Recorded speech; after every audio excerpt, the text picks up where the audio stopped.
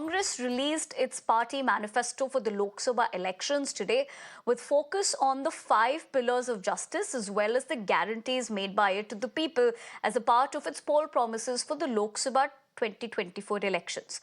Now, the party manifesto focused on a legal guarantee to a minimum support price and caste-based census in the country.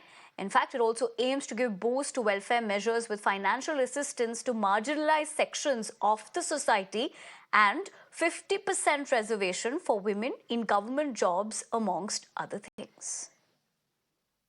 ये घोषणा पत्र देश के राजनीतिक इतिहास में न्याय के दस्तावेज के रूप में याद किया जाएगा।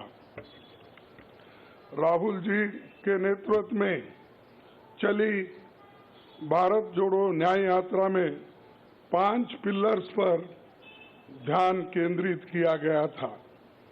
यात्रा के दौरान युवा न्याय, किसान न्याय, नारी न्याय, श्रमिक न्याय और हिस्सेदारी न्याय की घोषणा की गई थी। जहां कहीं भी हम गए, इन न्याय की बात हमने करी थी और इसकी गारंटी भी हमने दी है। इन 5 पिलर्स में से 25 गारंटी निकलते हैं।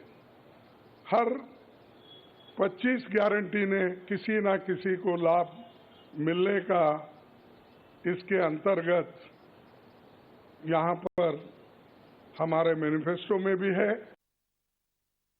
ये समझना होगा कि हिंदुस्तान के राजनीतिक स्ट्रक्चर में हो क्या रहा है।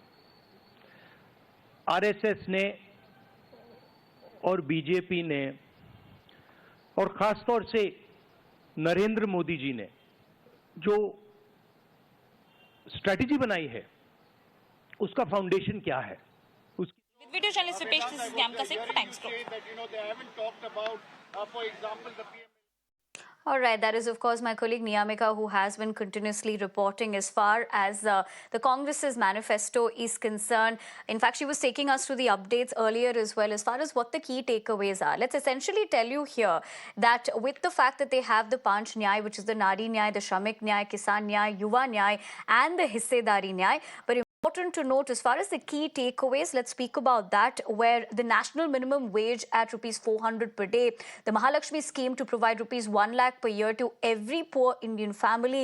Let's also tell you about the fact that, let's listen into Rahul Gandhi's bite and then we will of course get more updates as far as the key takeaways of this is concerned.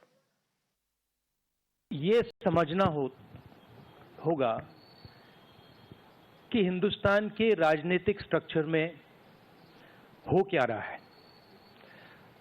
RSS ने और BJP ने और खासतौर से नरेंद्र मोदी जी ने जो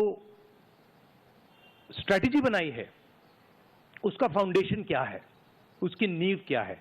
सबसे पहले यह समझना है, खड़गे जी ने कहा जो भी भ्रष्ट हैं वो सब बीजेपी में जा रहे हैं। उसका कारण है क्योंकि नरेंद्र मोदी जी चाहते हैं कि पॉलिटिकल फाइनेंस की मोनोपोली उनके हाथों में हो।